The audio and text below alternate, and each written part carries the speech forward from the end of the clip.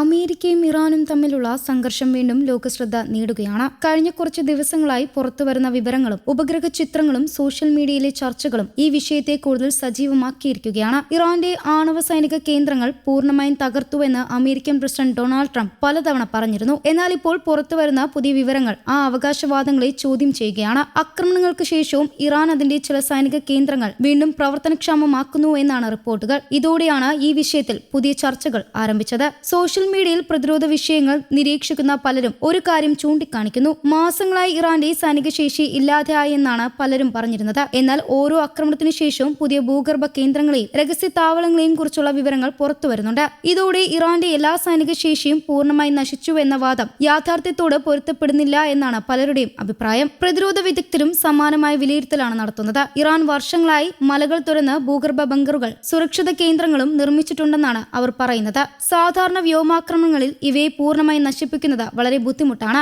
അതുകൊണ്ട് തന്നെ ചില കേന്ദ്രങ്ങൾ ആക്രമണത്തിന് ശേഷവും നിലനിൽക്കുകയും പിന്നീട് വീണ്ടും ഉപയോഗത്തിലാക്കുകയും ചെയ്യാമെന്നാണ് വിദഗ്ധരുടെ വിലയിരുത്തൽ. ഇതിനിടെ അമേരിക്ക ഇറാനെതിരെ സൈനിക സമ്മർദ്ദം തുടരുകയാണ്. മധ്യപൂർവ്വ മേഖലയിലെ അമേരിക്കൻ സൈനിക സാന്നിധ്യം ഇപ്പോഴും ശക്തമാണ്. പ്രത്യേകിച്ച് പേർഷ്യൻ ഗൾഫ് മേഖലയിലാണ് അമേരിക്ക കൂടുതൽ സൈനിക നീക്കങ്ങൾ നടത്തുന്നതായി റിപ്പോർട്ടുകൾ പറയുന്നത്. യുദ്ധവിമാനങ്ങൾ മാത്രമല്ല, അവയ്ക്ക് പിന്തുണ നൽകുന്ന മറ്റ് സൈനിക സംവിധാനങ്ങളും ഇവിടെ സജീവമാണ്. അമേരിക്കൻ വ്യോമസേനയുടെ ഏറ്റവും പ്രധാനപ്പെട്ട വിമാനങ്ങളിൽ ഒന്നാണ് KC-46A പെഗാസസ് എന്ന ഇന്ധന ടാങ്കർ വിമാനം. ഇത് നേരിട്ട് ആക്രമണം നടത്തുന്ന യുദ്ധവിമാനമല്ല, പകരം ആകാശത്ത് പറക്കുന്ന യുദ്ധവിമാനങ്ങൾക്ക് ഇന്ധനം നിറച്ച് കൂടുതൽ സമയം ദൗത്യത്തിൽ തുടരാൻ സഹായിക്കുന്ന വിമാനമാണത്. അതുകൊണ്ടാണ് ഇതിനെ പലരും ആകാശത്തെ പെട്രോൾ പമ്പ് എന്ന് വിശേഷിപ്പിക്കുന്നത്. റിപ്പോർട്ടുകൾ പ്രകാരം ഖത്തറിലെ അൽ ഉദൈദ് അമേരിക്കൻ സൈനിക താവളത്തിൽ നിന്ന് നിരവധി KC-46A പെഗാസസ് വിമാനങ്ങൾ പറന്നുയരുന്നുണ്ട്. ഇവ പേർഷ്യൻ ഗൾഫ് മേഖലയ്ക്ക് മുകളിൽ തന്ത്രപ്രധാനമായ സ്ഥാനങ്ങളിൽ പറക്കുകയാണ്. ഇതിലൂടെ അമേരിക്കൻ യുദ്ധവിമാനങ്ങൾക്ക് താവളങ്ങളിലേക്ക് മടങ്ങാതെ തന്നെ ആകാശത്ത് വെച്ച് ഇന്ധനം നിറയ്ക്കാൻ കഴിയും.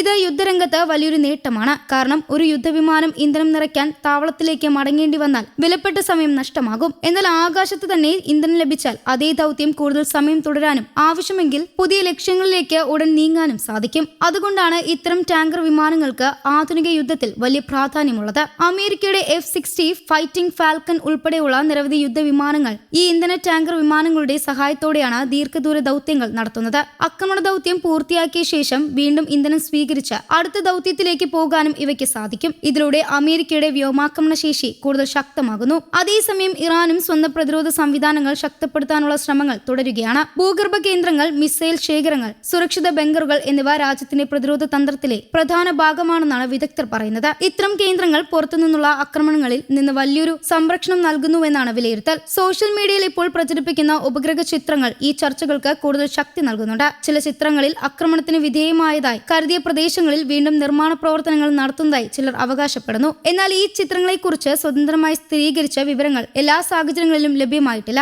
ആയതിനാൽ ഇത്തരം ദൃശ്യങ്ങളെ വിലയിരുത്തുമ്പോൾ ജാഗ്രത ആവശ്യമാണ്. മറുവശത്ത് അമേരിക്കയും ഇറാനും തമ്മിലുള്ള ഈ സംഘർഷം സൈനിക വിഷയത്തിൽ മാത്രമല്ല, രാഷ്ട്രീയമായും വലിയ പ്രത്യാഘാതങ്ങൾ സൃഷ്ടിക്കുന്ന ഒന്നാണ്. ഇരു രാജ്യങ്ങളും പരസ്പര സമ്മർദ്ദം വർദ്ധിപ്പിക്കുന്ന നടപടിയുമായി മുന്നോട്ട് പോകുമ്പോൾ പശ്ചിമേഷ്യയിലെ സുരക്ഷാ സാഹചര്യം കൂടുതൽ സങ്കീർണമാകുന്നുവെന്ന ആശങ്കയും ഉയരുന്നുണ്ട്. ലോകരാജ്യങ്ങൾ ഈ സംഭവ വികാസങ്ങൾ വളരെ ശ്രദ്ധയോടെയാണ് നിരീക്ഷിക്കുന്നത്. കാരണം ഈ മേഖലയിൽ ഉണ്ടാകുന്ന ഏതൊരു വലിയ സംഘർഷവും ആഗോള സമ്പദ് വ്യവസ്ഥയും എണ്ണവിലയും അന്താരാഷ്ട്ര സുരക്ഷയും നേരിട്ട് ബാധിക്കാനുള്ള സാധ്യതയുണ്ട്. ആയതിനാൽ ഓരോ പുതിയ റിപ്പോർട്ടും ഓരോ സൈനിക നീക്കവും വലിയ പ്രാധാന്യത്തോടെയാണ് വിലയിരുത്തപ്പെടുന്നത്. ഇറാന്റെ സൈനിക ശേഷി പൂർണ്ണമായി ഇല്ലാതെയായെന്ന അവകാശവാദങ്ങളും പുതിയതായി പുറത്തുവരുന്ന വിവരങ്ങളും തമ്മിൽ വലിയ ചർച്ച തുടരുകയാണ്. ഉപഗ്രഹ ചിത്രങ്ങളും പ്രതിരോധ വിദഗ്ധരുടെ വിലയിരുത്തലുകളും ഈ വിഷയത്തെ കൂടുതൽ ശ്രദ്ധേയമാക്കുന്നു. അതേസമയം അമേരിക്കയുടെ ശക്തമായ വ്യോമസേന സാന്നിധ്യവും ഇന്ധന ടാങ്കർ വിമാനങ്ങളുടെ വിന്യാസവും വലിയ സൈനിക തയ്യാറെടുപ്പിന്റെ സൂചനയായി പലരും കാണുന്നു. എന്നാൽ യുദ്ധ സാഹചര്യങ്ങളിൽ പുറത്തുവരുന്ന വിവരങ്ങൾ പലപ്പോഴും അപൂർണമായിരിക്കും. ആയതിനാൽ ഔദ്യോഗിക സ്ഥിരീകരണങ്ങളും വിശ്വസനീയമായ തെളിവുകളും അടിസ്ഥാനമാക്കിയുള്ള വിവരങ്ങൾക്കാണ് കൂടുതൽ പ്രാധാന്യം നൽകേണ്ടത്.